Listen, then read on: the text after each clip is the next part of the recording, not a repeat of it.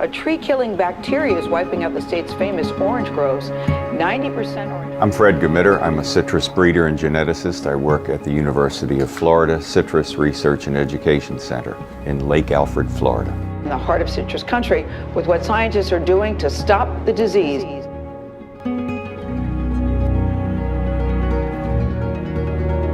Agriculture, and I think all humanity as a result, faces some real serious challenges going forward. But there are some new technologies, such as genome editing, using CRISPR, for example, that allow us to attack some very specific targets, some very specific traits that are going to be important for the sustainable production of food into the future. Citrus greening is, for the citrus industry, the worst possible nightmare imaginable. It's a devastating disease. In Florida, for example, our production in the last 12 to 15 years has decreased by 75 to 80%. This disease is caused by a bacteria that lives within the plant, not on the plant. So there's not any way to spray any chemical to kill the bacteria. It's in the plant. It's moved by an insect that flies and feeds on the plant. So it spreads fairly rapidly. When a tree becomes infected, you begin to see some changes in the leaves. As the disease progresses, the tree declines. You see dieback.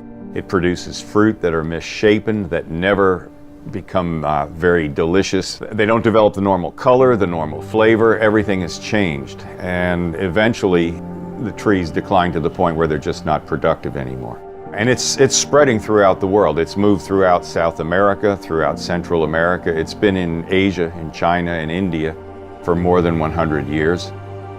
If we don't do something to solve the citrus greening problem, the decline in production is going to continue. Already many family farms in Florida have gone out of business. There are some packing houses for the fresh fruit industry that have been owned by families for 3 or 4 generations that have closed. But that way of life has supported 60, 70, 80,000 jobs in the state of Florida. So it's not just a handful of people who are suffering, but all the many people who work in businesses associated with this industry will be losing their jobs.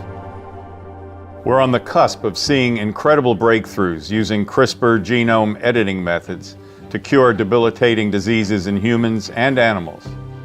And we have the potential to do the same thing and more with plants. Basically, what we're doing in this case is going into the DNA code, the sequence of the plants, and making very minor changes to the letters of the words in the DNA code. So the idea here is that these are changes that are not drastic. It's simply working with the plant's own genome and making a small change. We're doing what it could normally do.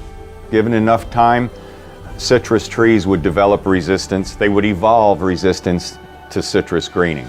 It might take hundreds of thousands of years. But if we can identify the gene that would make that difference, where that mutation could naturally occur, and do it now, we've accomplished something very important.